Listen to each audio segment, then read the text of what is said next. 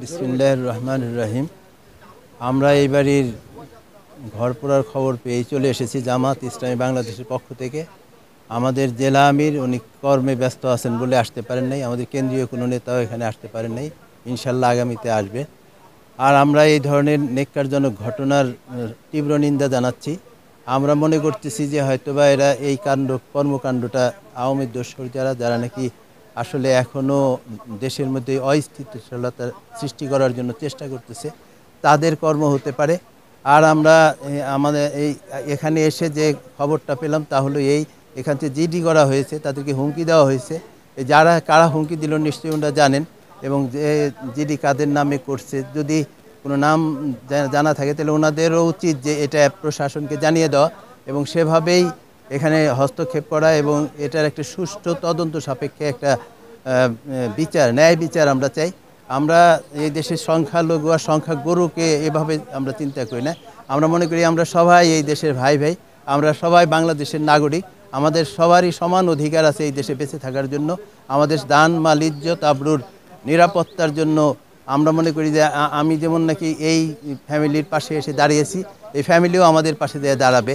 এই ধরনেরই আমরা চাচ্ছি আর কি। এই দেশে বাংলাদেশের নাগরিক হিসেবে সবাই সমান অধিকার, সবাই সমানভাবে যাতে করে ভোগ করতে পারি আমরা এই দেশের সুযোগ সুবিধাগুলো, এই আশাবাদ ব্যক্ত করতেছি। আর আমরা এই ফ্যামিলির পাশে আছি। যদি এরপরেও যদি কোনো দুর্ঘটনা কেউ ঘটাতে চায় তাহলে আমরা অবশ্যই এটাকে প্রতিরোধ করব, প্রতিবাদ করব। প্রিয় ভাইরা, আসলে এই আজকের যে দুর্ঘটনাটা ঘটেছে এই ফ্যামিলির জন্য একটা চাপ বলতে পারি আমি। আর এই চাপটার জন্য আমরাও দুঃখ প্রকাশ করতেছি, এবং আমরা মনে করি যে প্রশাসন থেকে ওনাদেরকে সাহায্য করা হবে। এবং বাংলাদেশ গভর্নমেন্টের কাছেও আমাদের অনুরোধ যে এই ধরনের নেক্কারজনক ঘটনা যেখানে ঘটে গেছে সেখানে কিছু ক্ষতিপূরণ অবশ্যই এদের দেওয়া উচিত। আর আমরা জামাত ইসলামী বাংলাদেশের পক্ষ থেকে আমরা চাই যে সকল নাগরিক, বাংলাদেশের সকল মানুষ যেন আমরা সুখে শান্তিতে বাস করতে পারি।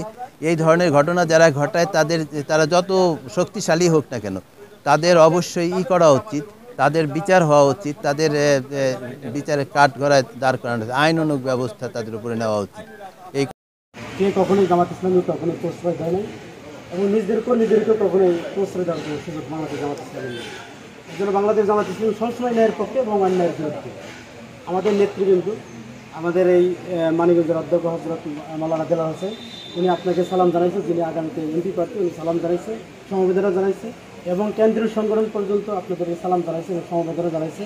এবং সুখে দুঃখে সবসময় জামাত ইসলাম পাশে থাকবে এবং ন্যায় হিসাব ভিত্তিক একটা সরকার, একটা রাষ্ট্র বাংলাদেশ জামাত ইসলাম গঠন করতে চায়।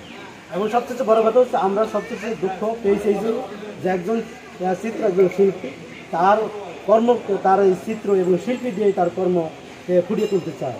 যারা এই ব্যক্তি স্বাধীনতাকে যারা বাধা দেয়, যারা ব্যক্তি স্বাধীনতার উপরে যারা জুলুম নির্যাতন করতে চায়, আসলে তারা কখনো মানবতার বন্ধু হতে পারে না, তারা মানবতার শত্রু।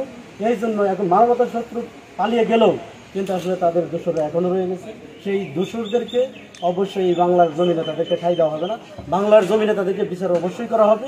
তা আমরা অন্তর্বর্তীকালীন সরকার সহ এবং আমাদের মানিকগঞ্জ জেলার যারা এখানে সদর থানার আমাদের ওসি আছে, প্রশাসন আছে, তাদেরকে আমরা উদাত্ত আহ্বান জানাবো অতি শীঘ্রই যারা এই মানবতার শত্রু এবং একজন মানুষের কর্মকে নিয়ে যারা সিনেমিনে গেলে যারা কি করে এগুলো তাদের সহ্য হয় না, ঈর্ষান্বিত হয়, তাদেরকে দ্রুত আইনের আওতায় এনে তাদের দ্রুত শাস্তির দাবি আমরা করছি। এবং আপনাদের সুখে দুঃখে বাংলাদেশ জামাত ইসলামী মানিকগঞ্জ জেলা এবং কেন্দ্রীয় সংগঠন সবসময় আপনাদের পাশে থাকবে এবং আপনাদের নিরাপত্তা নিয়ে কোনো চিন্তা ভাবনা করবে।